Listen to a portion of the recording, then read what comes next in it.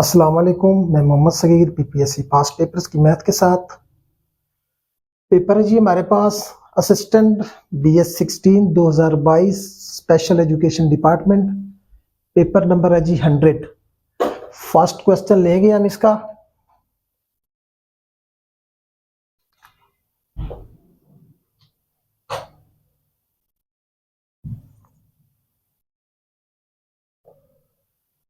Question है जी 12 water pumps can make a water tank empty in 20 minutes but 2 pumps are out of order. How long will the remaining pumps take to make tank empty? कहता यह है कि एक पानी के tank को 12 pump जो है 20 मिनट्स में खाली कर सकते हैं। फिर कहता है but 2 pumps are out of order, यानी 2 पंप काम ही नहीं करते। तो remaining pumps it means 12 minus 2 बराबर 10 पंप। 10 पंपों की बात कर रहा है। 10 पंप हाउ लॉन्ग, कितने टाइम में, वो एक्स टाइम में करेंगे। तो आप लिखें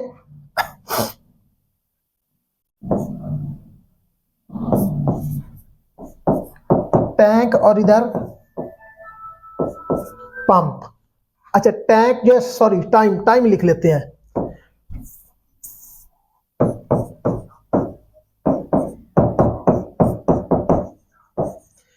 बारह पंप जो है 20 मिनट्स में और 10 पंप्स जो है एक्स टाइम में उसको खाली करेंगे। एक्स वाली साइड का एरो ऊपर जाएगा। अब इसका हमने देखना है, बस ये याद रखें कि अगर पंप्स की तादाद ज्यादा होगी तो टैंक जल्दी खाली हो जाएगा कम टाइम में, और अगर तादाद कम होगी तो ज्यादा टाइम में। इट मींस इसकी जो प्रोपोर्शन है वो इनवर्स है। इनवर्स का एरो नीचे जाता है। तो इधर x over 20 equals to 12 over 10। Next step के अंदर 12 बटा 10 ज़रब 20, 0 से 0, 12 2 24। 24 मिनट्स के अंदर ये टैंक जो है खाली हो जाएगा। B option. Next question, ratio of length of a rod. एक रॉड है, उसकी लेंथ और उसके शैडो की जो रेशियो है, एंड इट्स शैडो, यानी ये कोई रॉड है और ये उसका साया है, शैडो है। कहता है एक रेशो √3 है, यानी लेंथ 1 है और ये उसका जो शैडो है वो √3 है। The angle of elevation of sun is, sun का, सूरज का एंगल ऑफ एलिवेशन हमें फाइंड करना है। एंगल ऑफ एलिवेशन नीचे से ऊपर जाता है। यहां पे आप कंसीडर कर लें कि सन है, ये जाविया जो है जिसको उर्दू में जाविया सऊद या नजूल सऊद कहते हैं, तो ये हमने फाइंड करना है जी 1:3 के हिसाब से। तो अगर हम इसकी देखें, ये साइड भी गिवन हो, ये भी गिवन हो, तो इस पे लगता होता है tan थीटा। तो हम लिख लेते हैं tan थीटा इक्वल्स टू 1/√3। हमें एंगल चाहिए, यानी थीटा बचा लेते हैं, tan दूसरी तरफ ले जाते हैं जो कि tan इनवर्स बन जाएगा √3। अब tan इनवर्स 1/√3 जो होता है वो होता है 30 डिग्री, क्योंकि tan 30 डिग्री पर हमेशा 1/√3 होता है। तो इसलिए tan इनवर्स 1/√3 को हम 30 डिग्री लिखेंगे। तो हमारा जवाब ए ऑप्शन होगा। हमारा जवाब ए ऑप्शन होगा। नेक्स्ट क्वेश्चन,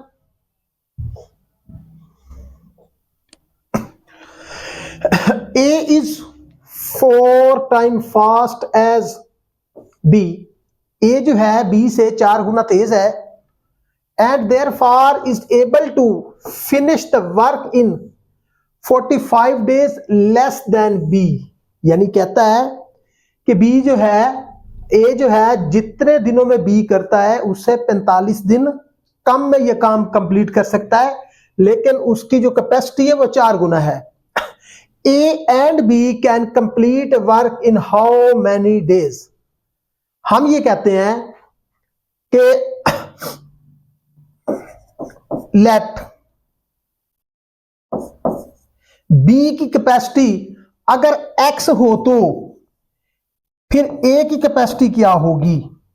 ए की कैपेसिटी होगी, या यूं कह ले, ए जो है, बी जो है एक्स डेज में काम करता है, तो ए कितने दिनों में काम करेगा? ए, क्योंकि इसकी कैपेसिटी 4 गुना ज्यादा है, लिहाजा वो बटा 4 डेज में काम करेगा। यानी यूं कह ले कि जो बंदा तेज है वो कम वक्त में काम करेगा।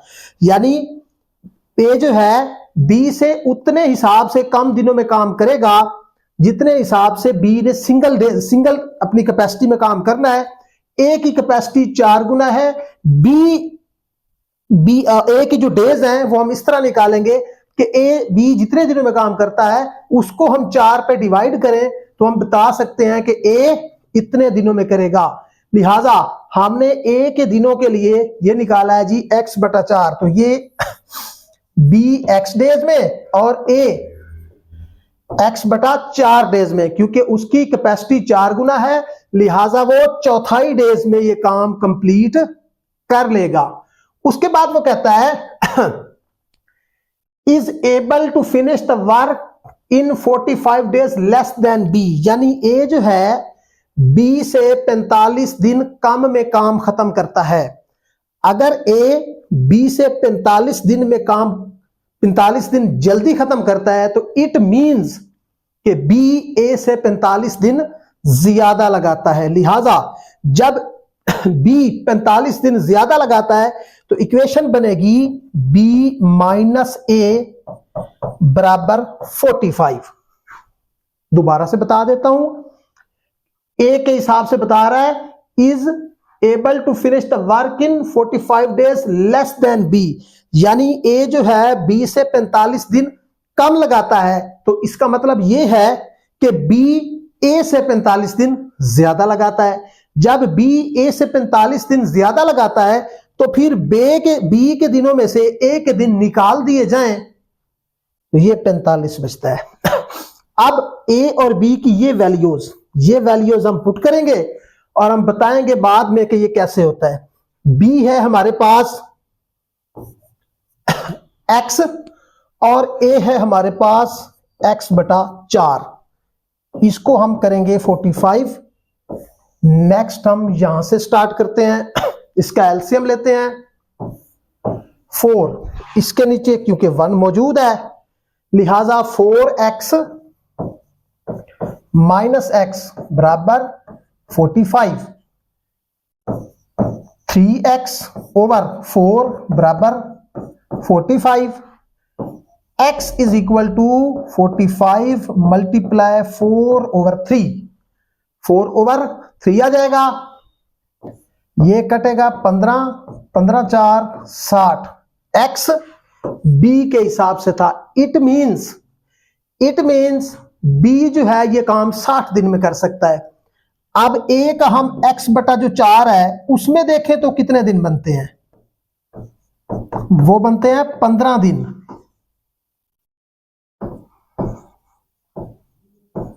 यानी कि a वो काम 15 दिन में कर सकता है। अब यहां पे शर्त पूरी वो भी हो रही है कि ए बी से 45 दिन कम लगाता है। अभी 60 में से 15 निकाले तो 45 पूरे हो जाते हैं, वो हमारी शर्त पूरी है। मगर मसला ये है हमने बताना है ए एंड बी मिलके कितने दिनों में काम करते हैं। तो फिर याद रखिए जब बी 15 दिन में करता है तो उसका 1 डे वर्क क्या होगा, 1 डे वर्क हम यहां निकाल लेते हैं।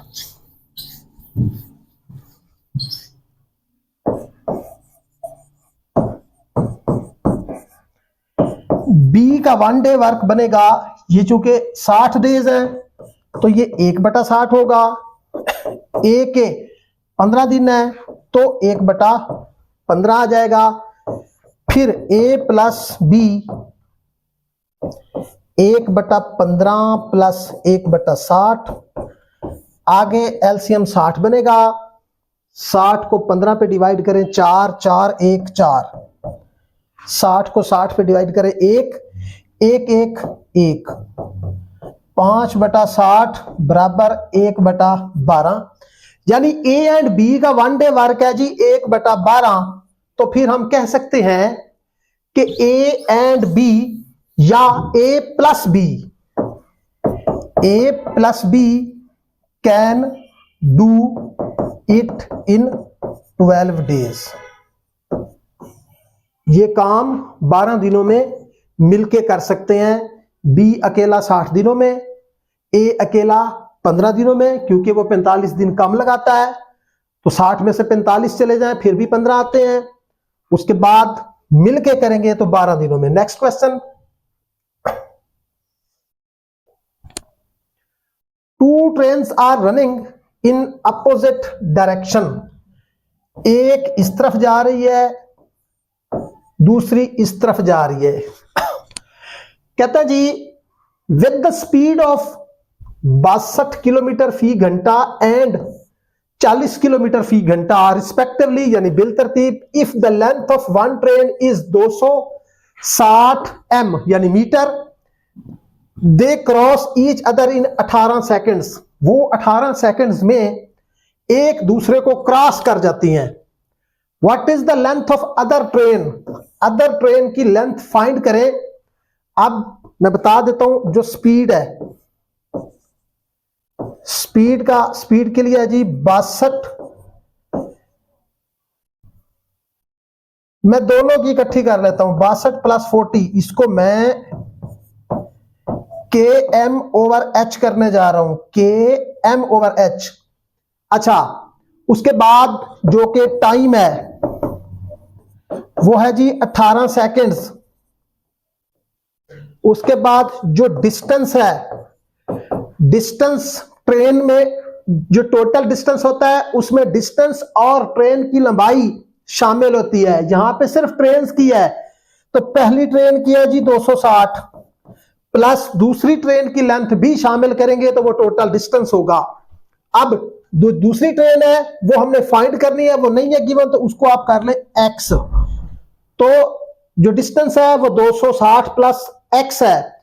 अब मसला ये है, यहां पे डिस्टेंस मीटर में है, 260 मीटर है, टाइम सेकंड्स में है, स्पीड किलोमीटर फी घंटा में है, तो स्पीड भी मीटर फी सेकंड में होनी चाहिए। सबसे पहले तो इसको 102 किलोमीटर फी घंटा बनाएं ताकि ये इकट्ठे हो जाएं। उसके बाद 102 किलोमीटर फी घंटा स्पीड को इसको हम सेकंड मीटर फी सेकंड में कन्वर्ट करते हैं, तो उसके लिए शॉर्ट फार्मूला है जी 102 × 5/18, ये हो जाएंगे मीटर पर सेकंड। उसके बाद चीजें लवाजमात पूरे हो गए। फार्मूला है जी distance equal to speed multiply time. तो डिस्टेंस आपका हो गया 260 प्लस x मल्टीप्लाई स्पीड है जी आपके पास 102 मल्टीप्लाई 5/18। उसके बाद जो t है, t हमारे पास 18 सेकंड्स गिवन है, 18 सेकंड्स गिवन है, इस 18 को तो इससे कैंसिल कर दें, कोई इशू नहीं है। उसके बाद इसको मल्टीप्लाई करें, 2 5 5 2 10, 0 का 0, 1 हासिल, 5 0 0, फिर 1 5 1 5, 510 बन जाएंगे। x ये जो 260 है उस तरफ ले जाएं, 260 को उस तरफ ले जाएं, तो ये 510 माइनस 260, 510 में से 260 जाएं तो 250 मीटर। ठीक है, तो जो दूसरी ट्रेन है उसकी लेंथ 250 मीटर है। कौन सा ऑप्शन है जी? B option. नेक्स्ट क्वेश्चन लेते हैं।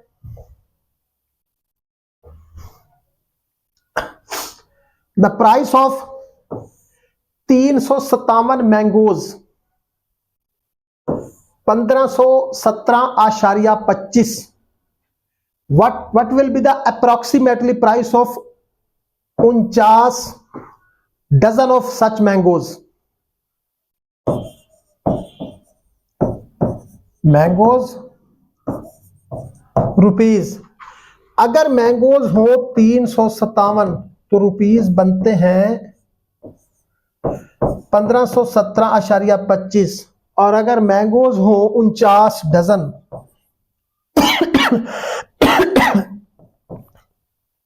एक डजन में होते हैं जी 12 मैंगोज, तो 12 से मल्टीप्लाई कर दें, यहां पे एक्स कर दें, कीमत एक्स हो जाएगी। ऐसी सूरत में प्रोपोर्शन बनेगी डायरेक्ट, तो x बटा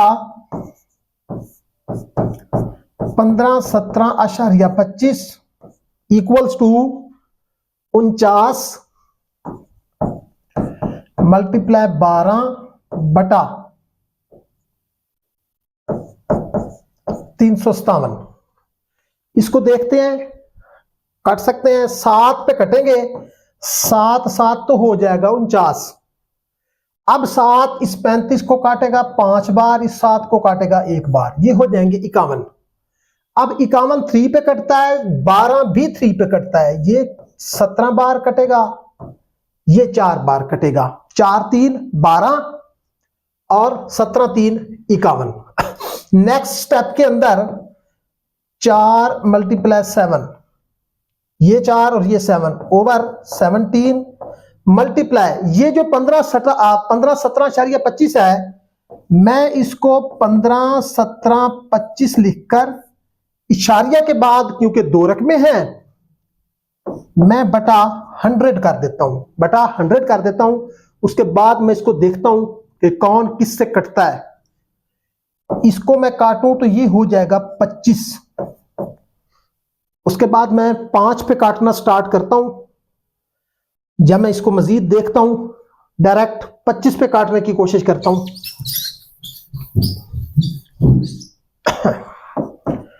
15 17 25 25 25 6 150, 1 बचेगा, 7 उतारूंगा 17 है। यहां पे डायरेक्ट दूसरा नंबर नहीं उतारना, आप 0 टाइम भेज दें, 0 टाइम भेज दें, ये हो जाएगा 0 0, 17 पूरा उतर आएगा। अगले स्टेप में आप ये उतारें, अगले स्टेप में आप ये उतारें, 25 पे काटें तो ये हो जाएगा, फिर 6 बार जाएगा तो हो जाएगा 150, 22 बच जाएगा, 22 बचेगा, फिर ये 5 उतारें 225 हो जाएगा, 9 टाइम भेज दें, 9 टाइम भेज दें, ये हो जाएगा 225। तो एक बार तो हो जाएगा इसके कटने से 60 69 60 69 60 69 को एक बार फिर हम 17 पे काटने की कोशिश करते हैं, तो क्या ये कटता है, देखते हैं जी। 60 69 को 17 पे काटें, 17 3 51, 9 बचेगा 96, 17 5 85 111 और फिर ये 9 आ गया, 17 7 119, 357 मल्टीप्लाई 7, यानी कि 7 मल्टीप्लाई 357 ये हो जाएगा। इसको मजीद मल्टीप्लाई करते हैं, 7 7 49, 7 5 35 और 4 39, 7 3 21, 21 और 3 24, 2499, 2499 रुपए बनते हैं। 2500 अप्रोक्सीमेट लगा दें, क्योंकि उसने भी हमसे अप्रोक्सीमेट वैल्यू पूछी है, फुल वैल्यू नहीं पूछी। तो 2499 को आप 2500 लिख सकते हैं, बी ऑप्शन है। नेक्स्ट क्वेश्चन लेता हूं। क्वेश्चन है जी 3/5 की पावर 3 मल्टीप्लाई 3/5 की पावर -6 बराबर 3/5 की पावर 2x -1। दो इकट्ठे रूल लगेंगे इस पेपर, इस क्वेश्चन के अंदर। पहली बात, बेसेस सेम हो और वो मल्टीप्लाई हो रहे हो। बेसेस सेम हो 3/5 3/5, बेसेस सेम हो मल्टीप्लाई हो रही हो तो जो पावर्स हैं वो ऐड हो जाती हैं। तो आप लिखें 3/5 की पावर 3 - 6, इधर 3/5 की पावर 2x - 1।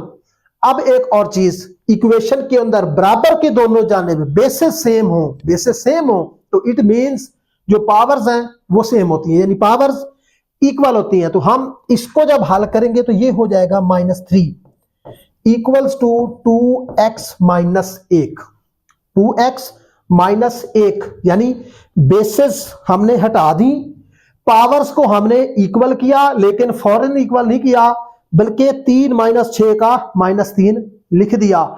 हमें x चाहिए,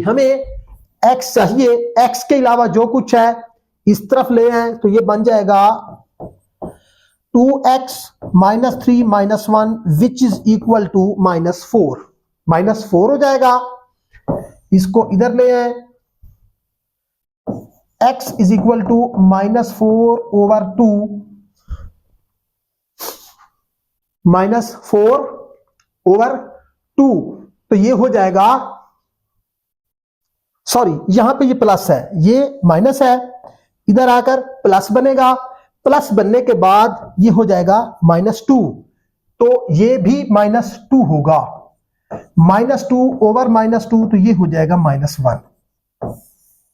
x की वैल्यू -1 होगी, तो ये सी ऑप्शन बनेगा। नेक्स्ट क्वेश्चन लेते हैं।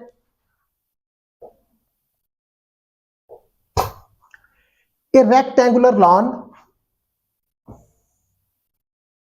80 मीटर बाय 60 मीटर, यानी ये एक रेक्टेंगुलर लॉन है, मुस्ततीली मैदान है, इसकी ये साइड 80 मीटर है और ये साइड 60 मीटर है। कहता है has 2 roads each 10 meter wide running in middle of it, इसके दरमियान में 2 रोड्स हैं, एक ये रोड है जिसकी चौड़ाई 10 मीटर है और दूसरा एक दूसरे के पैरेलल है, यानी कि एक फिर ये है, एक ये है, ये भी 10 मीटर है, ये भी 10 मीटर है। तो वो कहता है parallel other to the breadth, यानी one parallel to length and other parallel to breadth, यानी एक जो है इस लेंथ के पैरेलल है और दूसरा जो है इस चौड़ाई के पैरेलल है। Find the cost of gravelling them at rupees है, ये रेस्ट लिखा हुआ है, एट रुपीज 30 पर स्क्वायर मीटर, 30 रुपए पर स्क्वायर मीटर के हिसाब से टोटल कॉस्ट बताएं, यानी कि कॉस्ट पर स्क्वायर मीटर, तो वो है जी 30 रुपीज। तो टोटल कॉस्ट हमने फाइंड करनी है। टोटल कॉस्ट हम कब बता सकते हैं? जब हमारे पास टोटल स्क्वायर मीटर्स होंगी। टोटल स्क्वायर मीटर्स को हम 30 से मल्टीप्लाई करेंगे, हमारा जवाब आएगा। मगर वो टोटल स्क्वायर मीटर्स हम कहां से लेंगे? हम यहां से लेंगे, हम यहां से लेंगे, यानी ये जो रोड है, इनकी जो डायमेंशंस हैं इनको हमने हल करना है, इन्हीं को हमने आपस में ऐड करना है। अब जहां पे जरा गौर कीजिएगा, एक रोड है जिसकी लेंथ इसके पैरेलल है, वो 80 है, ठीक है जी। तो टोटल यानी रोड का जो टोटल एरिया है, रोड एरिया हम कैसे फाइंड करेंगे? 80 मल्टीप्लाई, यानी ये लेंथ, ये 80 की लेंथ और ये 10 की विड्थ, तो इसको हम करेंगे 10 से मल्टीप्लाई, ये इस रोड का एरिया आ जाएगा। फिर हम ऐड करेंगे ये रोड, यानी इस रोड की जो लेंथ है वो है 60, लेकिन मैं अभी 60 नहीं लिखूंगा, क्यों नहीं लिखूंगा वो मैं आपको बताता हूं। और उसकी जो लेंथ है, उसकी जो विड्थ है वो भी 10 मीटर है। अब यहां पे मैं 60 क्यों नहीं लिख रहा, वो इसलिए नहीं लिख रहा, यहां से यहां तक फासला हमने सड़क और ये 10 की चौड़ाई हमने पूरी कर ली, हमने ये पूरी कर ली 80 ज़रब 10। मगर ठहरिए, यहां पे ये जो रोड है 60 ज़रब 10 का, ये 60 है, ये इसकी लेंथ 60 है, और ये जो इसकी चौड़ाई 10 मीटर है, ये 60 ज़रब 10 मैं नहीं लिखूंगा क्योंकि ये एरिया ऑलरेडी हो चुका है। ये एरिया जो मुश्तरक है, ये एरिया इस रोड का भी मुश्तरक है, इसका भी मुश्तरक है, तो ये इसकी चौड़ाई 10 मीटर बनती है यहां से यहां तक। ये 10 मीटर मैं 60 में से माइनस करूंगा, लिहाजा 60 माइनस 10 बराबर 50।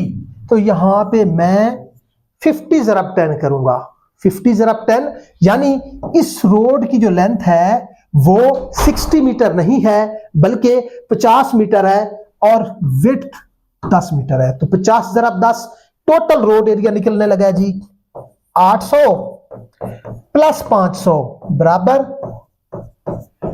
1300 स्क्वायर मीटर। 1300 स्क्वायर मीटर मेरे पास वो एरिया है जिसको मैंने ग्रेवलिंग करनी है, जो भी है उसका वो बनता है। ये 1300 स्क्वायर मीटर है, एक स्क्वायर मीटर का पैसे 30 रुपए हैं।